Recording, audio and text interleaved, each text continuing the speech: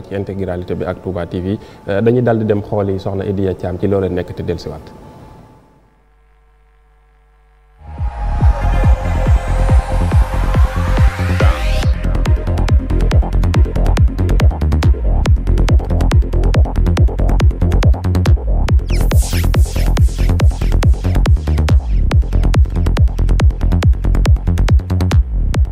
ci loo nekk laa lay laaj ndax yéen a ngi ci jàmm am nekko leen ci jàmm Sénégal nag jàmm fi xaj mën naa ñëw laaj la yow ci lan nga ne waa fii bi amee ay Baye Fall fi ne de mais maa ngi siyaar Baye ci loo de waaw ñu ngi sant macha allah man su may wax ak Baye Fall yi man sama xol day sedd ndax Baye Fall yi kenn du ñoom barke maam Cheikh Fall ma ñëw fekk la fii da ngay waare waaw mooy door waar rek laa xam nag waaw xam nga leneen lu door waar xëy liggéey waa ci jox yaay waaw lu ma am jox sama yaay ndeysaan lii daw na yaram lii référence la ci xale yi ñu ne liggéeyul kenn ku dul yaayam ma fekk ko fi muy Baye Fall mu doon taalibe ma bëggoon koo laaj ku ne xam na ni Cheikh Mouhamadul Mountakha dafa jox ndigal Baye Fall ngir ñu yeesalaat war may dëkk bi ñu gis nañ ni que léegi dafa mel ni population Touba dafa am ñoo xam ne dañoo tegootul ci ndigal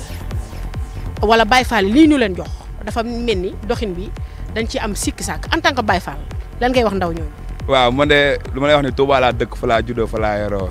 li may laaj nii xam naa si lu wér a wér waaw li ma si xam mooy li sëñ mu joxe ànd nañ si bu wér a wér parce que sëñ mu taxaa bu demee bay jël affaire yi maanaam liggéey bi di ko dégg Baye Fall yi lépp rek li maamu ju baax ja moo ko digal nekkul lu nga xamante ni da koo tëb def ko wala da ngaa jékki-jékki def ko non nekkul loolu lu am loo xamante ni maamam ji Sëriñ Touba Xaadimu Rasuul moo ko dénk te loolu yàlla ñun ñi dëkk Touba jure fa suñu sanoon Touba Mbàkke ak lépp sigara sa dafa am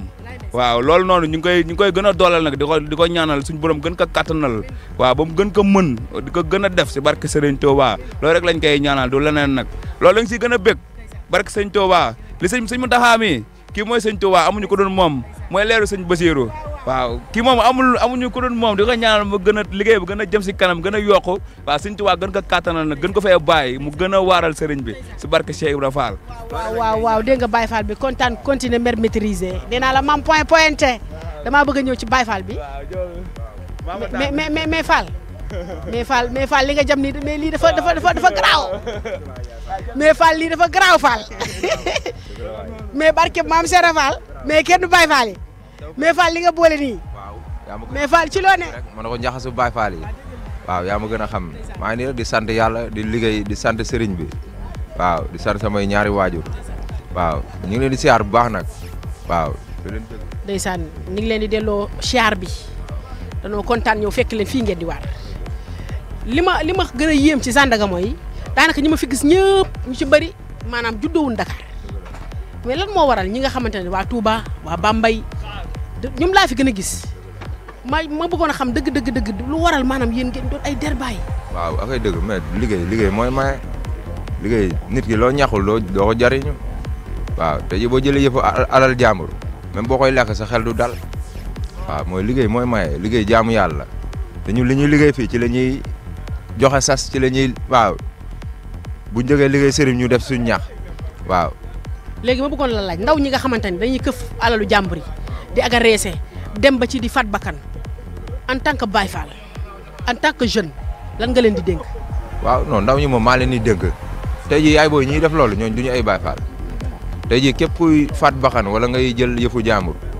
kooku génn ci cadre Baye Fall waaw Baye Fall ñàkk jëriñu la xam liggéey yóbbu ay waajuram waaw tey jii ñiy rey doomu aadama yi ak ñiy këf yëfu jàmbur ñooñu du ñu ay Baye Fall ñooñu boo xoolee ba biir sax duñ amal njëriñ seen waajur yi waaw ñun nag liggéey lañ xam liggéey lañ ñuy yare fa tabarakallah nee na liggéey la ñu xam liggéey la ñu yare mais Baye Fall yi kontaane naa leen de mais ne seen jàmm yàgg Baye. jërëjëf soxna Idiya ci loolu nga xam